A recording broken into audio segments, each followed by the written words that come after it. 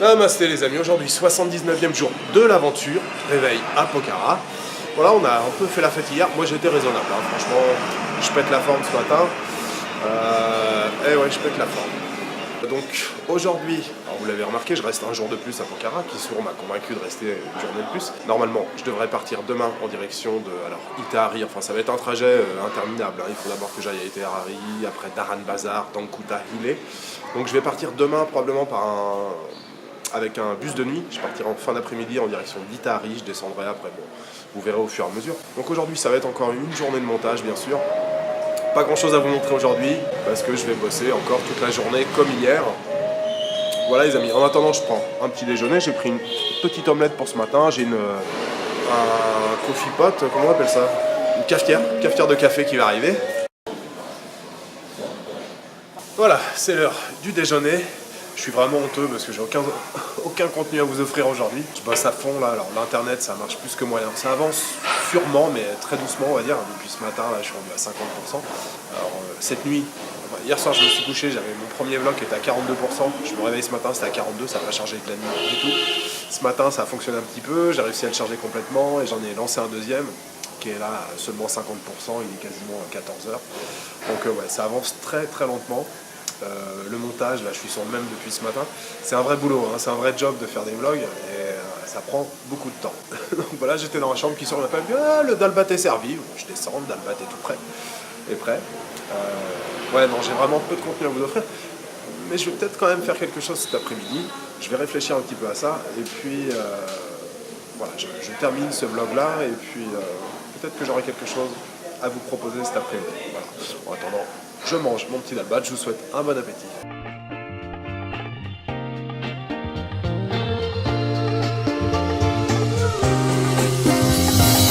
Bon les amis, je vous retrouve sur le rooftop du Golden Holiday. Je cherchais un petit décor sympa, original, je me dis tiens, pourquoi pas faire ça au milieu de la lessive, au milieu des couvertures et des draps. Voilà, comme je vous le dis depuis tout à l'heure, depuis ce matin, j'ai très peu de contenu à vous offrir aujourd'hui. Hier c'était déjà un peu le cas. J'ai passé une bonne partie de la journée, là il est quasiment 3h30. J'ai passé une bonne partie de la journée depuis ce matin là, à faire du montage. Et j'avais en tête de faire un top 5 et de faire un top 5 sur l'Inde. Alors j'ai déjà quitté l'Inde il y a 1 mois et demi, mais mieux vaut tard que jamais. Et puis c'est une vidéo que je voulais faire en plus des vlogs, je voulais faire à part. Mais voilà, comme aujourd'hui j'ai peu de choses à vous montrer et à vous offrir, je vais intégrer ce top 5 dans le vlog d'aujourd'hui, dans la journée d'aujourd'hui. Voilà, donc l'Inde, simplement pour faire un tout petit résumé, je suis parti du 31 décembre au 30 janvier, c'est ça, 30 janvier ou 31 janvier. Bon, je suis parti quasiment pile poil un mois. Alors c'était mon 10e séjour en Inde. Je suis retourné quasiment que dans des endroits que je connaissais déjà, en dehors de Gwalior qui était une nouveauté. Bon, je pense que vous l'aurez compris à travers les vlogs, j'aime beaucoup l'Inde, ça a été mon premier grand voyage en dehors de l'Europe. J'ai beaucoup d'affection pour ce pays, même s'il y a des choses des fois qui me rebutent, mais voilà, l'Inde ça reste une grande histoire d'amour. Et aujourd'hui je voulais vous proposer mon top 5 des endroits que j'ai préférés, vraiment. Donc ce n'est que mon point de vue, ce n'est que mon avis, c'est vraiment mes coups de cœur. Alors, en top 1, peut-être que vous l'aurez deviné, c'est Bundi. Bundi, c'est une ville que j'adore énormément, j'y vais quasiment à chaque voyage. C'est une ville qui est géniale et surtout qui est un petit peu en dehors des sentiers battus au Rajasthan. Contrairement à Jaipur, Jodhpur ou Jaisalmer, voilà, qui sont très touristiques, Bundi, il y a un petit peu moins de touristes et pour moi c'est l'une des plus belles villes du Rajasthan. On surnomme souvent Jodhpur la ville bleue, alors que pour moi l'une des plus belles villes bleues au Rajasthan, pour moi c'est Bundi. Vraiment la vieille ville a beaucoup de charme. Si vous avez la chance de faire un premier voyage en Inde, franchement, mettez Bundi sur votre liste, levez-vous tôt le matin, passez un petit peu de temps dans la vieille ville, vous vous régalerez si vous voulez faire des photos. Les gens en plus sont particulièrement sympathiques à Bundi, peut-être parce que justement il y a un peu moins de touristes, mais c'est un endroit vraiment génial avec de belles maisons bleues partout. C'est un endroit, voilà, vous pouvez passer facilement 3-4 jours, vous serez toujours sous le charme de la ville. Et puis le point positif en plus à Bundi, c'est que vous pouvez facilement louer un vélo, voire même une petite moto ou un scooter, et vous écarter un petit peu des sentiers battus, un petit peu de la ville, sans faire beaucoup de kilomètres, simplement à 5-6 km comme vous avez vu, moi je l'ai fait pendant 2-3 jours. Il y a un super village derrière, il y a de super villages derrière qui s'appellent Tikarda ou Borkundi, qui sont des villages de Gujar. Les Gujar c'est la caste des laitiers. Donc c'est vraiment un endroit coup de cœur, Bundi, voilà, c'est l'un des endroits que je préfère dans toute l'Inde, y compris le sud et le nord, vraiment. En top 2, vous l'aurez aussi peut-être deviné, mon top 2 c'est Mandu. Mandu dans le Madhya Pradesh, le petit village très charmant, très paisible, très calme, avec beaucoup de vestiges d'architecture moghole. Alors aujourd'hui c'est quasiment voilà, c'est même à peine un village, parce qu'il y a une rue centrale avec quelques maisons, 2-3 boubouis pour manger, mais c'est un endroit super paisible, complètement en dehors des sentiers battus aussi. Vraiment, si vous voulez passer quelques jours au calme, dirigez-vous dans Mandou. Alors je dirais le petit hic, c'est c'est pas forcément très accessible, il faut prendre plusieurs bus avant de pouvoir arriver. Mais une fois qu'on est à Mandou, on s'y sent très très bien et on peut facilement y rester 3-4 jours. Vraiment, le but du jeu là-bas, c'est de louer un vélo et de se balader comme ça au milieu du village et puis de visiter un peu les vestiges. Et la campagne aux alentours est magnifique, c'est un endroit vraiment, vraiment, vraiment paisible. Juste voilà, un tout petit peu difficile d'accès, mais ça a beaucoup de charme et je pense que c'est justement pour ça, c'est parce que c'est difficile d'accès que ça a beaucoup de charme et que c'est beaucoup moins touristique que les autres endroits. Donc Mandou, numéro 2. En numéro 3, je mettrais Varanasi. Varanasi ou Bénarès, l'ancien nom c'est Bénarès, c'est la ville sainte, la ville la plus sacrée en Inde. C'est l'une des villes où on retrouve un peu tous les stéréotypes de l'Inde que l'on connaît. Et puis surtout, voilà, observer la vie qui se déroule le long du Gange, le long des Ghats.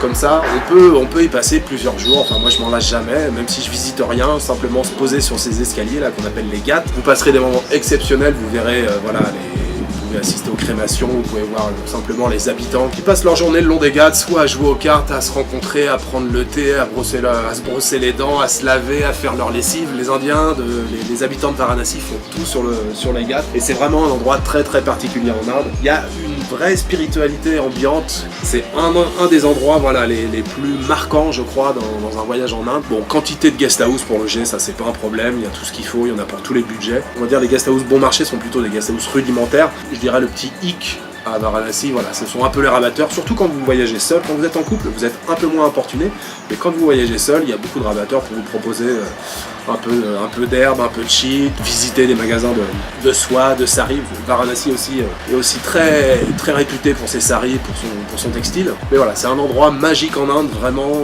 vous ne le regretterez pas si vous allez à Varanasi, vraiment, je vous assure, vous passerez un séjour vraiment inoubliable, même sans rien visiter, simplement en se posant et en observant. Voilà. En numéro 4, mon top numéro 4, c'est Jaisalmer. Jaisalmer, dans le Rajasthan. Pareil, une ville où on retrouve beaucoup de stéréotypes de l'Inde, avec les éléphants, les dromadaires et tout. C'est une ville vraiment superbe.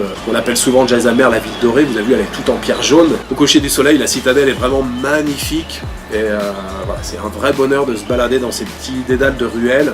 On est vraiment tout à l'ouest du Rajasthan. Les habitants de Jaisalmer sont très fiers de leur ville, très fiers de leur culture. Le gros bonus à Jaisalmer, c'est qu'on peut éventuellement faire un safari à dos de chameau pendant une après-midi, une journée, 24 heures, 2 jours, enfin bon, tout est possible. Là, il y a des guest house un peu partout. Alors il y a des gens qui veulent pas loger dans la citadelle parce que effectivement la citadelle est un peu en danger, il y a des infiltrations d'eau un peu partout, alors vous pouvez loger en dehors ou à l'intérieur. Moi j'ai fait le choix de loger à l'intérieur parce que c'est une guest house que j'apprécie, j'ai toujours logé là-bas depuis des années et j'adore cette petite famille, ils sont très sympathiques. J'ai organisé mon safari chez eux, voilà, la prestation est toujours très très bien pour un prix on va dire tout à fait raisonnable. Voilà, une nuit dans le désert, c'est des souvenirs qui vous marque à tout jamais, vraiment. Se réveiller le matin, là, si vous avez vu les vlogs, voilà, se réveiller le matin dans le désert, c'est vraiment extraordinaire. Il y avait mon chamelier, la Babou, qui préparait le petit déjeuner, qui préparait le thé, c'était vraiment extraordinaire. Jaisalmer, c'est la porte du désert et avec une magnifique citadelle, vraiment, pour moi, incontournable quand on visite le Rajasthan. En numéro 5, je mettrais Bombay. Bombay, plus grosse ville de l'Inde, bouillonnante, brillante, polluée, beaucoup de trafic, beaucoup de klaxons, de bruit en tout genre. Malgré tout ça, ça reste une ville très attrayante. Il y a plein de choses à visiter à Bombay. L'avantage de Bombay, c'est que c'est une ville très cosmopolite. Il y a énormément d'Indiens du Sud et énormément d'Indiens du Nord. Les gens sont plutôt très sympathique si on compare à Delhi. Alors Delhi, j'y suis pas allé pendant ce voyage, mais j'y suis allé souvent pendant mes voyages précédents. C'est une ville que j'apprécie peu, il y a énormément de rabatteurs partout. On pense tout de suite que vous êtes fraîchement débarqué en Inde et on essaie de vous arnaquer de tous les côtés, alors qu'à Bombay c'est tout à fait le contraire. Vous avez vu, j'ai passé 3 jours à Bombay, j'ai jamais négocié une seule fois les taxi drivers, ils mettent automatiquement leur compteur. Et voilà, j'ai fait beaucoup de rencontres très sympathiques et vous avez une partie de Bombay beaucoup plus moderne au nord, dans les quartiers comme Bangra, que j'ai pas visité pendant ce voyage, mais voilà, qui vous offriront un visage complètement différent. Donc soit le sud de Bombay où vous avez les bazars animés, l'architecture un peu coloniale britannique, et l'opposé au nord avec des quartiers beaucoup plus modernes. Et Bombay, voilà, c'est une ville très cosmopolite avec plein de choses différentes à voir. Il y a la Gate of India qui est l'un des symboles de l'Inde, qui se trouve juste à côté du Taj Mahal Hotel qui est l'un des plus beaux hôtels en Inde. Et puis surtout, enfin moi ce que j'aime beaucoup, voilà, ce sont tous les petits bazars du sud là, de Bombay qui sont vraiment très animés, quartiers musulmans, hindous, avec de belles églises, quelques synagogues, enfin voilà, il y a un vrai brassage culturel à Bombay qui est vraiment très intéressant. Effectivement, c'est une ville fatigante, quand on passe une journée à se balader dans Bombay, le soir on est fatigué, on a même un peu mal au crâne, mais malgré tout ça, ça reste une ville, voilà, vraiment très intéressante, avec énormément de choses à voir, qui est vraiment tentaculaire, très grande. Alors honnêtement 2-3 jours ça me suffit, hein. Je passerai 2 semaines, je pense que ça serait un peu trop long, hein, surtout très fatigant. Si vous décidez de faire un voyage en Inde, vous pouvez facilement acheter un billet en direction de Bombay et partir vers le sud ou vers le nord, puisque Bombay se situe à peu près au milieu de l'Inde. Donc moi je trouve que voilà, je préfère largement atterrir à Bombay qu'à Delhi. Et voilà, c'est une ville vraiment, je trouve, qui vaut le détour, vraiment.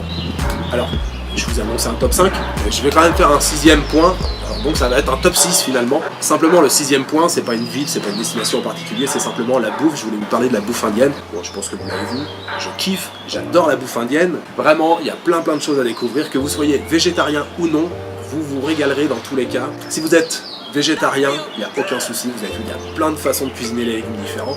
Vous avez du panir, le panir c'est le fromage non fermenté, vous avez vu, j'en ai mangé régulièrement, presque tous les jours. Le panir c'est vraiment délicieux, ça peut être cuisiné sous plein de façons différentes. Vous pouvez voilà, vous régaler avec un plat de pois chiches ou même de petits pois, enfin il y a plein de choses, du chou-fleur avec plein de sauces, plein de gravy, des épices différentes.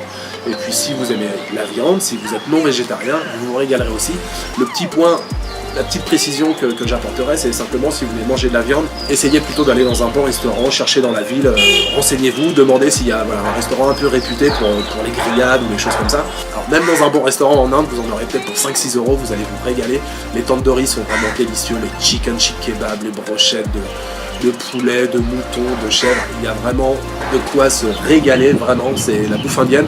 Et surtout, n'hésitez pas à goûter, même dans la rue, il y a beaucoup de choses qui sont frites à l'huile, donc là il n'y a pas trop de soucis d'hygiène. Goûtez les samosas, goûtez les pakoras, il y a plein de choses à découvrir dans la rue. Ça coûte une misère, on vous sert ça sur une feuille de papier journal, et c'est un vrai bonheur, c'est déjà un voyage en soi de découvrir la cuisine en Inde.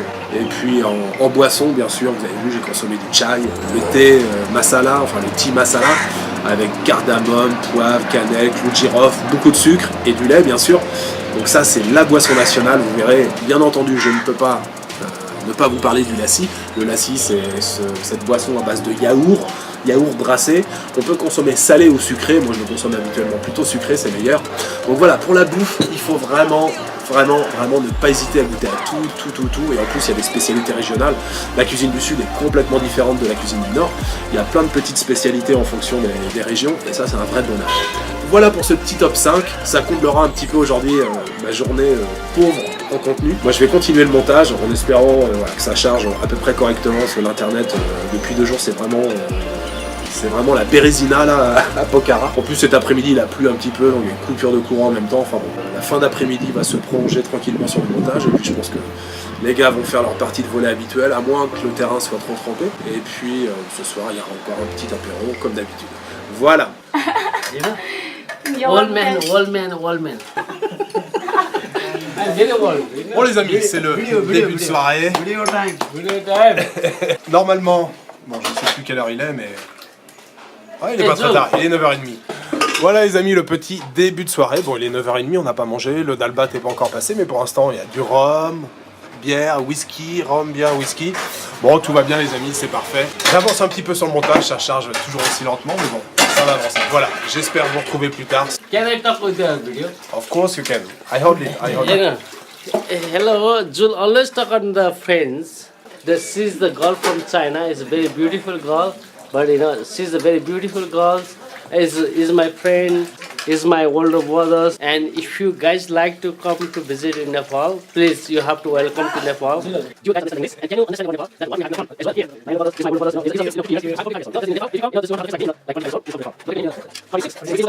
And please come to us to visit. We are here. We're gonna have the good time together. Everything is good. Bon messieurs dames, la soirée s'est un petit peu éternisée. Il est vraiment tard et l'heure d'aller se coucher. Je vous donne rendez-vous demain pour une nouvelle journée à Pokhara, un peu et un peu sur la route. Je vous souhaite une bonne nuit, une bonne après-midi ou une bonne journée. Et je vous dis ciao. And please come to us to visit. We are here. We're gonna have the good time together. Everything is good.